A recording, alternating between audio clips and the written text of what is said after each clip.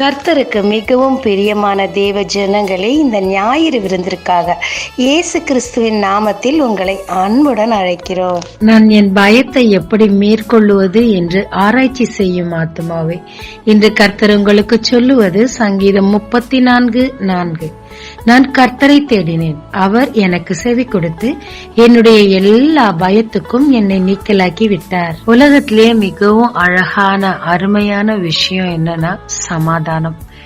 எவ்வளவு பொன் பொருள் இருந்தாலும் புகழ் இருந்தாலும் இந்த சமாதானம் இல்லைன்னா எல்லாமே அப்பிரோஜனமான ஒரு விஷயம்.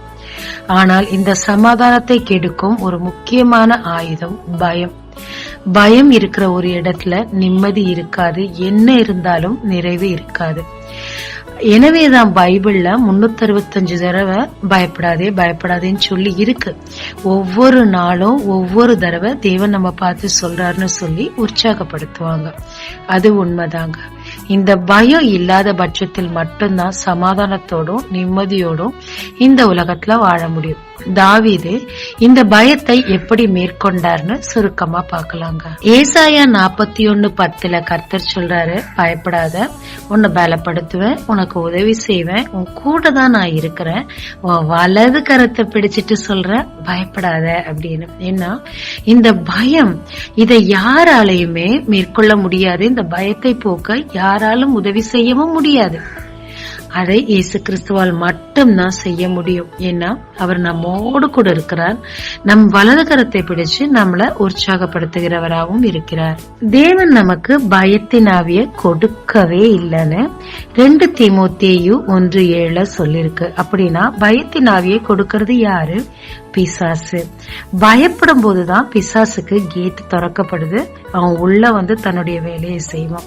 இந்த பயத்தின் ஆவிக்கு பதிலாக கர்த்தர் நமக்கு கொடுத்தது பலனும் அன்பும் தெளிந்த புத்தியுள்ள ஆவியும் நமக்கு கொடுத்திருக்கிறார். இந்த தெளிந்த புத்தியுள்ள ஆவிய பயன்படுத்தி இப்ப நான் எதுக்காக பயப்படணும், ஏன் பயப்படணும், கர்த்தர் என் கூட இருக்கும் போது இந்த காரியம் எப்படி என் மேல் வல்லமை கொள்ளும்னு தெளிவா நம்ம யோசிக்கும் போது இந்த பயத்திலிருந்து நாம் விடுதலை பெறலாங்க. சங்கீதம் 34 தாவீது சொல்றாரு, கர்த்தர் என்னுடைய எல்லா பயத்திற்கும் என்னை நீக்கலாக்கினார் அப்படின்னு சொல்லிட்டு. எல்லா பயம் அப்படி என்ன, எத்தனை வகை பயங்கள், எல்லா பயம்னு சொல்லும் போது முதல் அவர் சிறுவரா இருக்கும் போது கரடி சிங்கம் எதிர்கொண்டு வந்தது. ஆரம்பத்துல பயந்திருக்கலாம், பிறகு என்னை காப்பாத்திக்க நான் தான் இங்க இருக்கிறேன், யாரும் இல்லைன்னு உணர்ந்திருக்கலாம். எனவே அவருக்கு தெரிந்த ஒரே ஒருவர் கர்த்தர், அவரை துணையா கொண்டு அவங்கள எல்லாத்தையும் வீழ்த்திருக்கலாம். ஆனா அவர் அதற்கு பிறகு அபிஷேகிக்கப்பட்ட பிறகு அந்த விலங்குகளோடு ஏற்படுத்துற பயம் கூட கொஞ்சம் குறைவதாங்க இருந்திருக்கும். அவர் குருவா நினைத்து முன்மாதிரியா நினைத்து பக்தியோடு நினைத்திருந்த அவருடைய மாமனார் சவுல் அவருக்கு விரோதமாக எப்பயும் எழும்பி அவரை துரத்தவும் கொல்லவும் பல தர முயற்சி பண்ணிக்கொண்டே இருந்தார். ஆசையா கூப்பிடுறாரேன்னு போய் சாப்பிட உட்கார்ந்தா அங்கேயும் அம்பெஞ்சு கொல்ல போவாரு. அவர் உயிரையே காப்பாத்தினாலும் அங்கேயும் எப்படி கொல்றதுன்னு வழி தேடிக்கிட்டே இருப்பாரு. நீ நல்ல மனுஷப்பா, கர்த்தரும் நான் ஆசீர்வதிச்சிருக்கிறாருன்னு வாயில ஆசீர்வதிப்பாரு. திரும்பவும் ஐயோ பரவாயில்ல திருந்திட்டார் போல அப்படின்னு நம்பினா திரும்பவும் அம்ப தூக்கிட்டு ஓடி வருவார், படையோட ஓடி வருவார். இவர் எந்நேரமும் அவரை துரத்துகிறவராகவே இருந்தார். எனவே எந்த நேரமும் அவருடைய உயிருக்கு கேரண்டியே கிடையாது. தன்னை காப்பாத்துறதுக்கு ஓடிக்கிட்டே இருந்தார். அவருக்கு இருந்த ஒரே ஒரு துணை கர்த்தர். அவரோட சொந்த மகன் கூட அவருக்கு உதவி செய்ய முடியல, நண்பன் தான், ஆனா உதவி செய்ய முடியல. ஆனா கர்த்தரை மட்டும் தன் தெய்வமாய் கொண்டிருந்தபடியினால் சவுலுடைய எல்லா கண்ணிகளுக்கும் கர்த்தர் விடுவித்தார். இரண்டாவதாக அவருடைய எதிரிகள். இவர்தான் துரத்துறாருன்னு எதிரி கிட்ட போனா அங்கேயே 2 பங்கா பிரிஞ்சு இவனை நம்ப வேண்டாம், கோலியாத் அடிக்க இவன் தான் காரணமா இருந்தான்னு சொல்லி அங்கேயும் அவரை கொலை செய்ய வழி பண்றாங்க. ஆனால் அங்க அவர் தன்னை பைத்தியக்கார மாதிரி காமிச்சுட்டார். ஒரு ராஜா தன்னை ஒரு பைத்தியக்கார மாதிரி நடிச்சு தன்னை காப்பாத்திக்க வேண்டியதா இருந்தது. அந்த ஆன் த ஸ்பாட் ஞானத்தை கொடுத்ததும் கர்த்தர் தான். மூன்றாவதாக சிக்லர் தன்னுடைய சொந்த படைகளோட போறாரு. போருக்கு போகும்போது இதுவும் நடக்கும் அதுவும் நடக்கும். சத்துரு பார்த்தான், இவரோட ஜனங்களை இவருக்கு விரோதமா திருப்பணும்னா அவங்க ஜனங்களோட சொந்த விரும்புற காரியங்கள் மேல கை வைக்கணும்னு அவங்க பொண்டாட்டி புள்ள சொத்து சுகம் எல்லாத்தையும் தூக்கிட்டு சத்துரு போயிட்டான். உடனடியா அவங்க அத்தனை பேரும் இவருக்கு விரோதமாக திரும்பி கல்லெறிய பார்த்தாங்க. மூச்சு முட்டை அழுதாரு. பயம், தன் குடும்பமும் போயிடுச்சு, என்னை நம்பி வந்த இவங்க குடும்பத்தை நான் எப்படி காப்பாத்துவேன்னு. அன்னைக்கு அவர் யூஸ் பண்ண ஒரு நல்ல ஆயுதம், கர்த்தருக்குள் தன்னை திடப்படுத்தி கொண்டார், பயத்தை போக்கினார், கர்த்தர் வழிகளை திறந்தார், ஆலோசனை தந்தார், போனார், வென்றார், எல்லாவற்றையும் திருப்பிக் கொண்டார். கடைசியாக அவருடைய சொந்த மகன் பாலூட்டி சீராட்டி அவ்வளவு ஆசையா வளர்த்த ஒரு மகன், அவனுக்காக எல்லாவற்றையும் செய்தவர், நல்ல முறையில தன் மகனை அவர் வைத்திருந்தார். அவன் தனக்கு எதிரியாய் வருவான்னு அவர் எதிர்பார்த்திருக்கவே மாட்டார். அவனுடைய மகனை கொன்றுதான் ஆகணும்னு சொல்லி படைகள் ஆலோசனை செய்யும் போது, ஐயோ என் மகனை கொன்றாதீங்க, விட்டுருங்கன்னு சொல்லி அந்த சூழ்நிலையிலையும் கெஞ்சினார். அவ்வளவு பாசம்.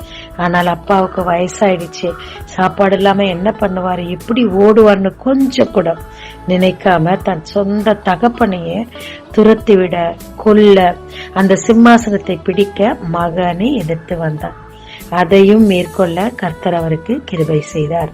தாவீதுக்கு வந்த எல்லா விதமான பயத்திலிருந்து அவர் எப்படி விடுவிக்கப்பட்டார்னு சங்கீதம் 34 சொல்லப்பட்டிருக்குங்க. சங்கீதம் 34:4 அவருடைய எல்லா பயத்துக்கும் கர்த்தர் அவரை விடுவித்தாராம். ஆனா அதற்கு இவர் செய்தது, நான் கர்த்தரை தேடினேன், அவர் எனக்கு செவி கொடுத்தார்.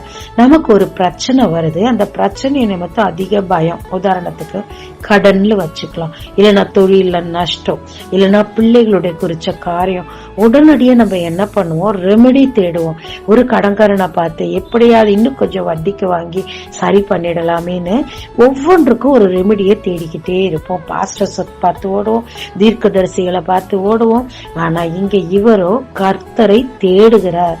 தேடி அவருக்காக இவர் நிற்கும் போது கர்த்தரும் இவருக்கு செவி கொடுத்து அவருக்கு வந்த எல்லா பயத்திலிருந்து அவரை நீக்கலாக்கி விட்டார். இரண்டாவதாக வசனம் 6 தன்னுடைய எல்லா இடுக்கண்களுக்கும் நீக்கலாக்கி ரட்சித்தார் அப்படின்னு சொல்றார். அதுக்கு இவர் செய்தது என்ன, இந்த ஏழை கூப்பிட்டான். கர்த்தர் கேட்ட, அவர் ஏழையா? அவருக்கு கர்த்தர் என்னதான் கொடுக்கல. ஆனா இங்க ஏழை அப்படின்னு அவர் குறிப்பிடுறது, தன் இருதயத்தை தாழ்த்தி தன்னை எளிமையாக்கி கர்த்தருக்கு முன்னாடி தான் ஒண்ணுமே இல்லைன்னு சொல்லி தான் மனச கர்த்தர் பட்சமா முழுக்க முழுக்க தன்னை தாழ்த்தி திருப்பினபடியினால் அவருடைய எல்லா இடுக்கண்களுக்கும் அவர் தாழ்மையை பார்த்து கர்த்தர் நீக்கலாக்கி ரட்சித்தார். 17ஆம் வசனத்துல நீதிமான் கூப்பிடும் போது கர்த்தர் கேட்டு அவனுடைய எல்லா உபத்திரவத்துக்கும் நீக்கலாக்குறார். அவருக்கு உபத்திரவம் கொஞ்சம் நஞ்சமாங்க இல்ல, ஆனா அவர் நீதிமானா இருக்கிறபடினால் தான் நீதிமான்னு தன்னை அவர் ப்ரூவ் பண்றார். அதாவது தீமைக்கு விலகி தேவனுக்கு பிரியமான காரியங்களை செய்தபடினால், தேவனை எப்பொழுதும் அவர் துதித்து ஆராதித்து கொண்டிருந்தபடினால் தான் ஒரு நீதிமான்றது அவருக்கே கான்பிடென்டா இருந்துச்சு. முதல்ல நீங்க கர்த்தருக்குள் ரட்சிக்கப்பட்டிருக்கீங்க, நீங்க கர்த்தருடைய பிள்ளை தான், கர்த்தருடைய கண்மணி தான்றத நீங்க ஃபர்ஸ்ட் பிலீவ் பண்ணுங்க. ஒரு டவுட்டோடயே இருக்க வேண்டாம். நாமெல்லாம் கர்த்தருடைய ரத்தத்தால் மீட்கப்பட்ட நீதிமான்கள். நீதிமான்களாய் நாம் இருக்கும் போது நம்முடைய எல்லா உபத்திரவத்திற்கும் நம்மை நீக்கலாக்கி விடுவிக்கிறாருங்க. கடைசியாக 19ஆம் வசனத்துல அதேதான், நீதிமானுக்கு துன்பம் வரும், வரத்தான் செய்யும். ஏன்னா துன்பம் இல்லைன்னா நம்மள பரிசுத்தப்படுத்துறதோ நம்ம அநேக அனுபவங்களை பெற்றுக்கொள்றதோ கூடாத காரியம். சோ நம்ம நீதிமானா இருக்கும் போது அநேக துன்பம் வரத்தான் செய்யும். ஆனா நம் நீதிமானா இருக்கும் பட்சத்தில் கர்த்தர் எல்லாவற்றிலிருந்தும் அவர் நமக்காக நின்று நம்மை விடுவிப்பார். இங்க சொல்லியிருக்க பாருங்க, அவைகள் எல்லாவற்றிலும் நின்று அவனை விடுவிப்பார். நமக்காக நிக்க ஒரு கர்த்தர் இருக்கார், நமக்காக யுத்தம் செய்ய ஒரு கர்த்தர் இருக்கிறார், நம்மை தேற்ற ஒரு கர்த்தர் இருக்கிறார், நம் கூடவே ஒரு கர்த்தர் இருக்கிறார். அவரை நாம் தேடும் போது நம்முடைய எல்லா விதமான பயத்திற்கும் நம்மை விடுவித்து நம்மை உயர்த்துகிற தேவனாய் இருக்கிறார். இந்த பயத்தை எப்படி மேற்கொள்றதுன்னு அதே அதிகாரத்துல சொல்லியிருக்காரு. வசனம் 9 கர்த்தருடைய பரிசுத்தவான்களே அவருக்கு பயந்திருங்கள், அவருக்கு பயந்தவர்களுக்கு குறையில்லை. ஏதோ ஒரு விஷயம் நமக்கு குறைவுபடும் போதுதான் நமக்கு பயம் வருது. வேதம் சொல்லுது, நிறைவானது வரும்போது குறைவானது போகும். அதிகப்படியா இந்த உலகத்துக்காக பயப்படுறீங்களா, உங்களை நிம்மதியா வாழ விடாது. அப்படியே அந்த பயத்தை கர்த்தருக்குள் நீங்க திருப்பும் போது, கர்த்தருக்கு நாம் பயப்படும் பயத்தை வளர்த்து கொள்ளும் போது நம்மிடத்துல குறைவே இல்லாதபடிக்கு கர்த்தர் நம் சத்துருக்கள்கிட்ட மட்டுமல்லாமல் நம் சொந்த தேவைகளையும் பார்த்து குறைவில்லாமல் நடத்துவார், பயத்திலிருந்து விடுவிப்பாருங்க. இரண்டாவது அவர் சொல்லித்தரும் ஒரு ஆலோசனை வசனம் 11, பிள்ளைகளே எனக்கு செவி கொடுங்கள், கர்த்தருக்கு பயப்படுதலை உங்களுக்கு போதிப்பேன். சோ கர்த்தருக்கு பயப்படுற பயம் எப்படிப்பட்டது, என்ன செய்தா கர்த்தருக்குள்ள பயப்படுற பயம் நமக்குள்ள வளரணும்னு யாராவது நமக்கு போதிக்கணுங்க. நம்ம பாஸ்டர்ஸ் ஆண்டவர் ஆசீர்வதிச்சு வச்சிருக்கிறாரு. அவர்கள் மூலம் கிடைக்கும் போதனைகள் மூலமாக, வேத புஸ்தகத்தை வாசிக்கும் போது கிடைக்கும் போதனைகள் மூலமாக நாம் தீமையை வெறுக்கும் போதும் தேவனை தேடும் போதும் கர்த்தருக்கு பயப்படுற பயத்தை நாம கற்றுக்கொள்ள முடியும். தேவன் நமக்கு கொடுத்த கட்டளைகள் அதை எல்லாவற்றையும் நாம் பின்பற்றும் போது பயம் வந்தாதான் அதை பின்பற்ற முடியும். இதை கர்த்தர் நமக்கு போதிக்கும் போது, அதற்கு நாம் செவி கொடுக்கும் போது, அதை நம் வாழ்க்கையின் அனுபவமாய் மாற்றும் போது அந்த பயம், கர்த்தருக்குள்ளான பயம் நமக்கு வருங்க. உலகத்துல சொல்லுவாங்க இல்லங்க, முள்ள முள்ளாலதான் எடுக்கணும், வைரத்தை வைரத்தாலதான் அறுக்கணும்னு. அதே மாதிரி பிசாசால, எதிரிகளால, சத்துருக்களால, துரோகிகளால நமக்கு வர்ற பயத்தை நம்மை விட்டு எடுக்கப்படணும், நாம் விடுவிக்கப்படணும்னா கர்த்தருக்குள்ளான பயத்தை நாம் நமக்குள் வளர்த்து கொள்ளும் போது, நிறைவானது வரும்போது குறைவானது நீங்கும் பாரி அந்த கர்த்தருக்குள்ளான பயம் வரும்போது மற்ற பயங்கள் நம்மளை விட்டு வெளியே போய் நாம் விடுவிக்கப்படுவோங்க. ஜெபிக்கலாமாங்க. தேவரீர், இந்த உலகத்தில் வாழும் நாட்கள் முழுக்க கர்த்தாவே எங்கும் பயம் நிறைந்திருக்கிறது ஐயா. ஒரு குழந்தை தாயை அப்படியே கட்டி அணைக்கிறது போல நாங்க உண்மையே அண்டிக் கொள்ளுகிறோம் கர்த்தாவே. உங்களை தவிர எங்களுக்கு ரெமெடி கிடையாது, உங்களை தவிர எங்களுக்கு போக்கிடம் கிடையாது. பயப்படாதே பயப்படாதேன்னு சொன்னீரே, இதோ என் வலது கரத்தை நீட்டுகிறேனப்பா, டைட்டா பிடிச்சுக்கோங்க, எனக்கு உதவி செய்யுங்க, பலப்படுத்துங்க, துணை நில்லுங்க. என் பயங்களுக்கு நீக்கலாக்கி சமாதானத்தோடு நிம்மதியோடு இந்த வாழகத்தில் வாழ எனக்கு உதவி செய்யுங்க. இயேசு மூலம் பிதாவே, ஆமென். இயேசு கிறிஸ்துவின் நாமத்தில் இந்த நாளில் உங்களை ஆசீர்வதிக்கும் ஜீசஸ் விஷன்.